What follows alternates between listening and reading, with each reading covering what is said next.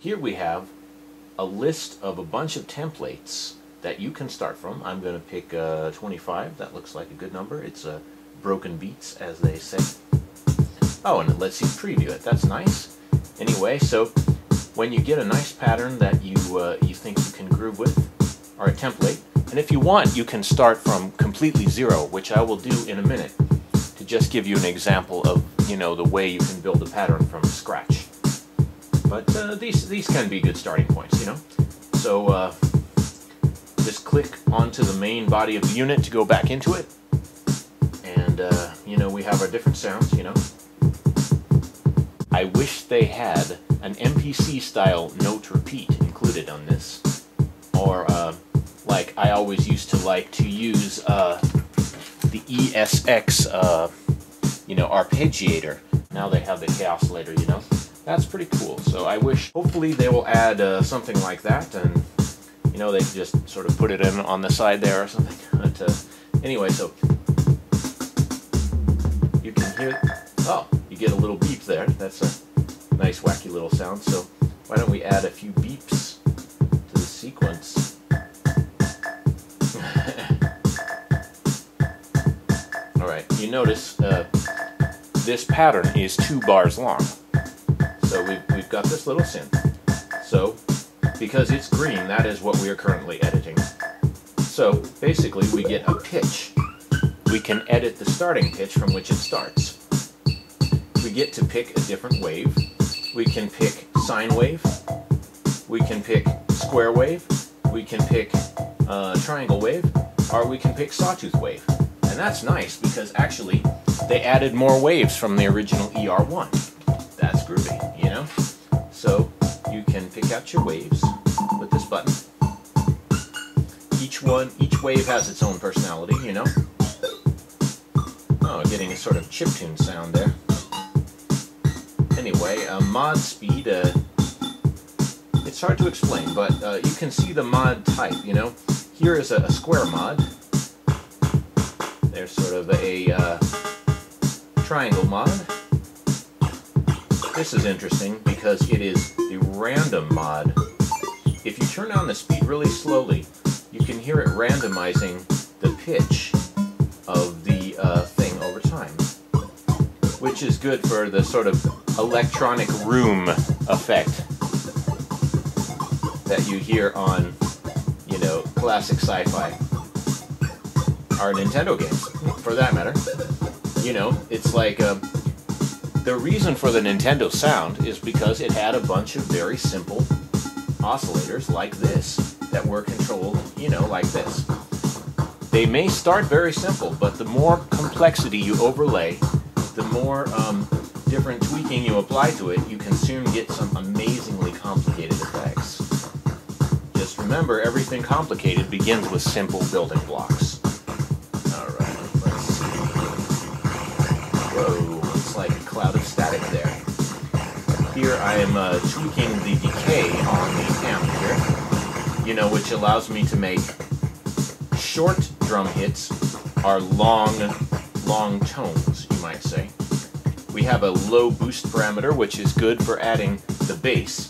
And the thing is that the Electribe R is famous for very, very low bass. So watch those speakers, man. Seriously. No, it's good. You want you know, techno, hip-hop, all of these sounds depend on a real strong bass line.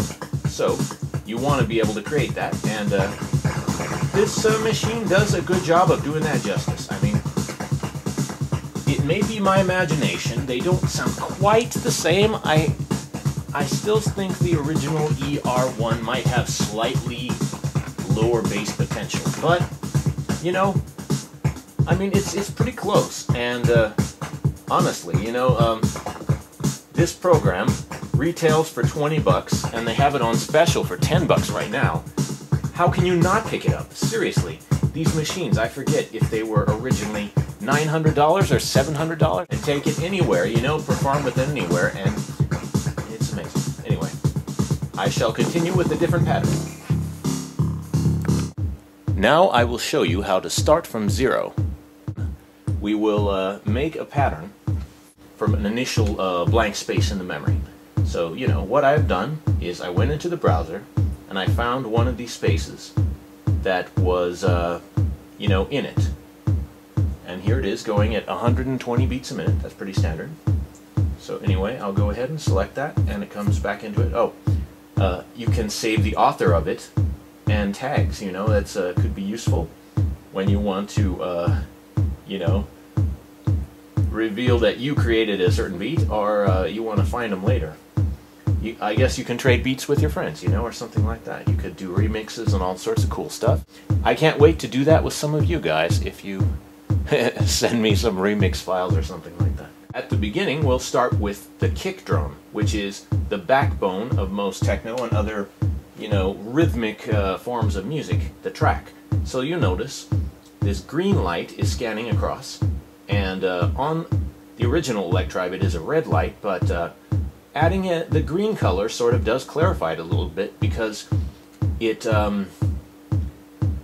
shows the static pattern from the eye that is looking over it.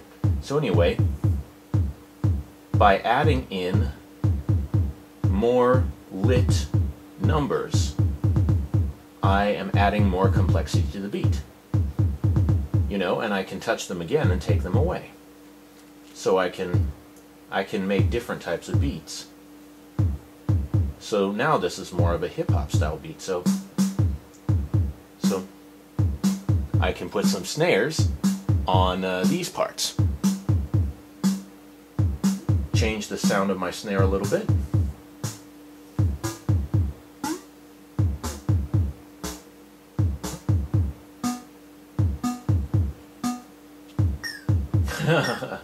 It's a video game snare. You know, I like that. I'll keep that. Anyway, but I'll add some. Also, as well as these synth ones, there are these PCM samples of commonly used things. Like, in this case, it's a clap, right? So we'll layer the clap on top of that other snare, which is a common technique for fattening things up. You know, maybe stagger my little zap noises and lower them down a bit in volume so they're not annoying. You know, and maybe this is going too fast, so I'll touch tempo, and then I can dial the tempo down a little bit slower, a little bit more mellow. Now, if you come from the MPC world, or you like to enter your beats in, you know, basically, if I press the record button, then I can tap on these pads and play out a beat.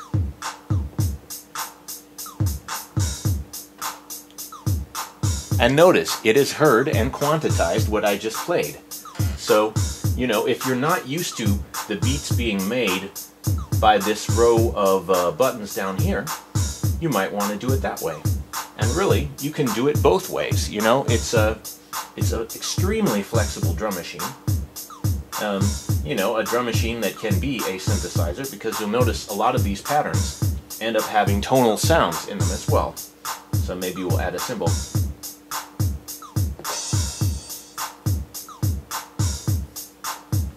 Wait a minute, what did I do? Why doesn't it sound? Oh, I know. It didn't record because I didn't have the record button on.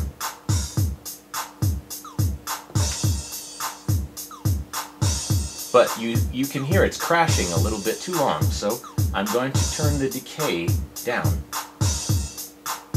See? Now it's nice and short. Doesn't throw off the whole thing, and I'll turn it down lower in volume.